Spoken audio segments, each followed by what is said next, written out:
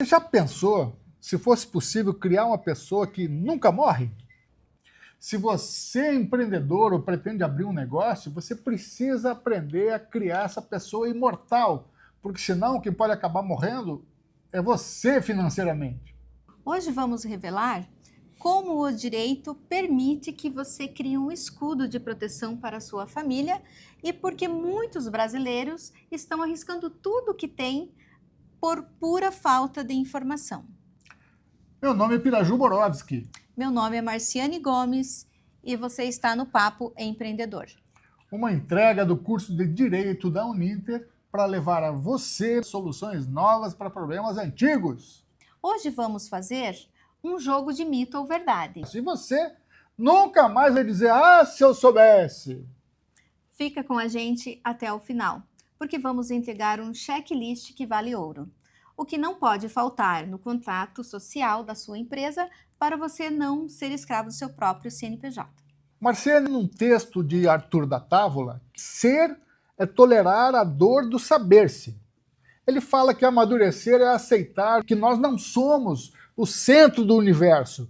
Como isso se aplica a quem está abrindo uma lojinha ou uma oficina? O empreendedor amador acha que ele é a empresa. O profissional é aceitador de saber que a empresa é uma outra pessoa. No direito, chamamos de personalidade jurídica. Separar o seu CPF do seu CNPJ não é só burocracia, é um ato de liberdade. Eu preciso de um sócio para abrir a minha empresa. Isso é mito ou é verdade? Mito, Piraju. Hoje existe a sociedade limitada unipessoal. Você pode ser o único dono e ter o seu patrimônio protegido. Não precisa mais de sócio de fachada só para cumprir a lei. Aquele que o professor chama de cítrico. Né? Isso. Não precisa. E se a minha empresa tiver uma dívida, eu perco a minha casa. É mito ou é verdade? Depende, Piraju, mas tende a ser mito se você estiver formalizado. Se você for informal, a resposta é verdade, porque você e o negócio são a mesma pessoa. Mas se você registrar uma sociedade limitada, seguindo a legislação do Código Civil, cria-se um escudo. Suas contas pessoais ficam separadas das contas da empresa. A Receita Federal não fiscaliza quem é pequeno e só recebe por Pix. É mito ou é verdade?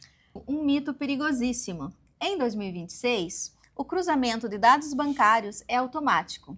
O fisco ele enxerga cada Pix e cada venda realizada no seu cartão. Como diz o Dornelas, o empreendedor de sucesso monitora seus próprios riscos. E a informalidade, hoje, é um risco altíssimo de malha fina. O administrador de uma empresa é sempre o sócio majoritário. É mito ou verdade? Mito, Piraju. O administrador ele não precisa nem mesmo ser sócio da empresa. Pode ser qualquer pessoa civilmente capaz e que não seja impedida de administrar na forma da lei. Márcia, a empresa não pode ter qualquer nome e nem funcionar em qualquer endereço. Isso é mito ou verdade? Verdade, Piraju.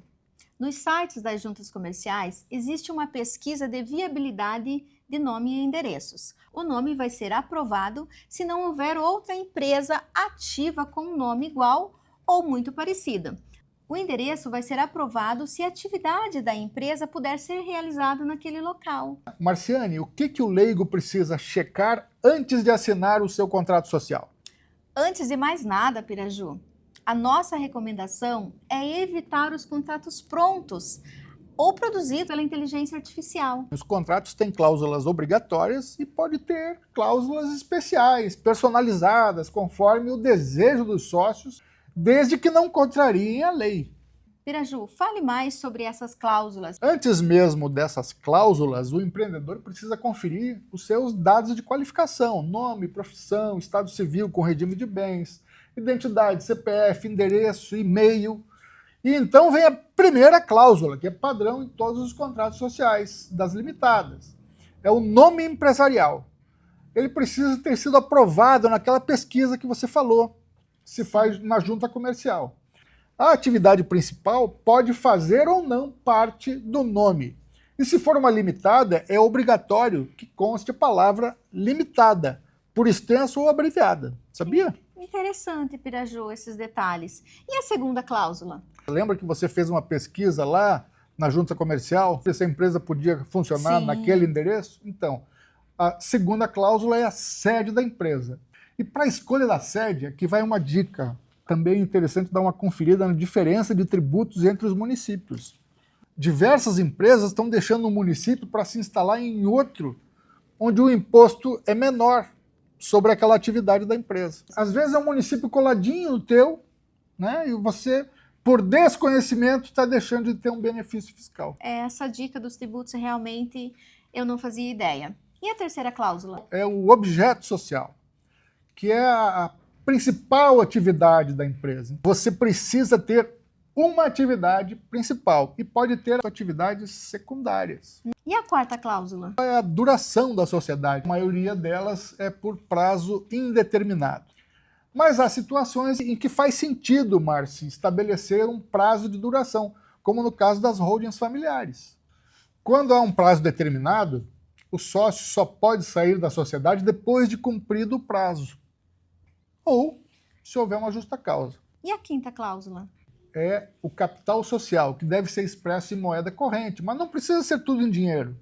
Podem ser usados imóveis ou quaisquer outros bens que possam ser avaliados. O capital social nas limitadas é o limite da responsabilidade da empresa.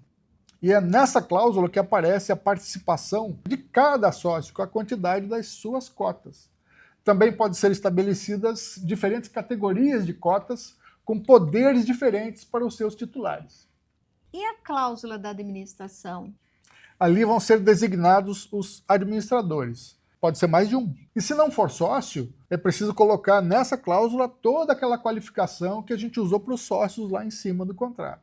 Também é nessa cláusula que se limita ou não os poderes dos administradores. E regras para o caso de eventual impedimento do administrador, e se for o caso, regras para a sucessão. E como é a cláusula de regência supletiva?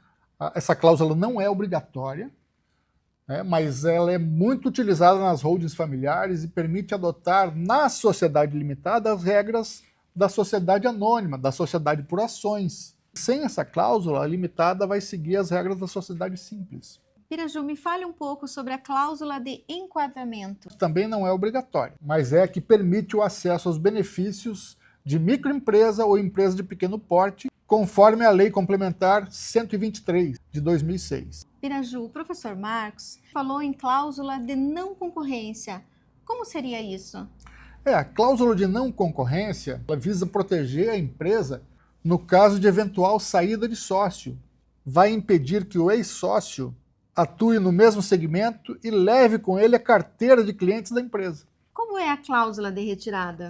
A cláusula de retirada é muito legal, ela não é obrigatória, mas se ela não estiver no contrato social, estabelecendo um prazo mais longo, uma condição mais interessante para a empresa, que vai proteger a empresa, na saída de um sócio, na retirada do sócio, a empresa tem 90 dias para pagar o capital que aquele sócio investiu ali, atualizado pelos valores da época. Isso muitas vezes vai levar a empresa a ter que contratar um empréstimo ou vender ativos só porque não pensou nisso na hora de fazer o contrato. Piraju, que outras cláusulas podem estar no contrato social? Bom, outras cláusulas podem estabelecer a forma de distribuição de lucros, como são tomadas as decisões, como são aprovadas as contas. E é interessante lembrar, Márcia, que o contrato social é um documento público. Então, as cláusulas não obrigatórias e que os sócios não desejem expor a terceiros podem constar de acordos de sócios arquivados na sede da empresa. Os acordos de sócios eles têm validade jurídica entre os sócios. Para fechar, Marciane, qual o recado para quem está nos assistindo e quer se profissionalizar? Piraju, o segredo está no planejamento. Busquem o Manual de Registro da Sociedade Limitada. Ele descomplica esse processo. Não tenha medo da burocracia. Tenha medo da invisibilidade jurídica. O conhecimento é o seu melhor escudo. Empreender na prática exige coragem, mas também exige estratégia jurídica. Esperamos que esse Papo Empreendedor tenha ajudado você a dar o próximo passo com segurança. Até a próxima!